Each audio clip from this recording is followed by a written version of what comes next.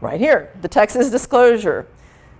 Because the closing disclosure had inadequacies in several areas, including title insurance premium, including the disclosure of recording fees, including the disclosure of commissions, including the breakdown of our title insurance fees, and most importantly, the closing disclosure didn't give us any authorization to disperse funds, and they didn't accept the loan.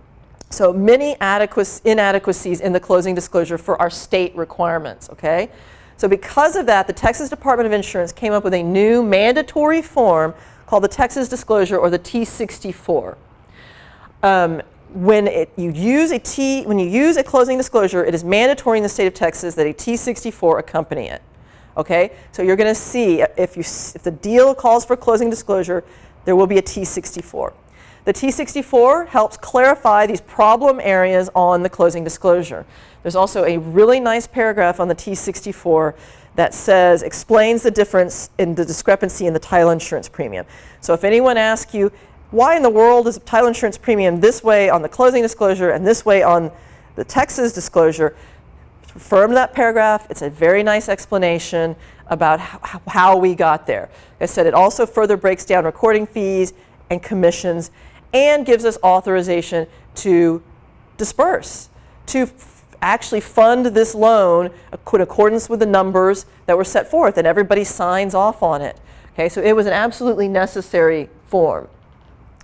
Now, there's also this ALTA settlement statement. In Texas is a TLTA state. That's why you see this is Texas Land Title, the T-64.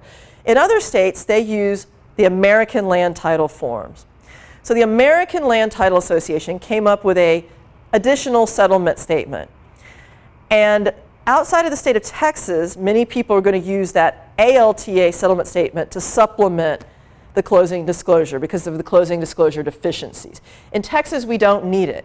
We've got the closing disclosure and the T-64, and the seller will get their seller side settlement statement. But you may see some lenders and you may see some people use the ALTA settlement statement as well as an additional form of disclosure. It is an optional form, it is not a mandatory form, and it cannot be used in replacement of the CD, the T-64, or the seller side closing disclosure. It's a supplemental form, but I wanted to tell you about it, so you may see it out there. You may go, gosh, another settlement statement? Yes, another settlement statement. Because lenders outside of the state of Texas may be used to seeing this type of ALTA settlement statement and may request it. And it's nothing wrong with it as well, but it is a supplemental form in the state of Texas.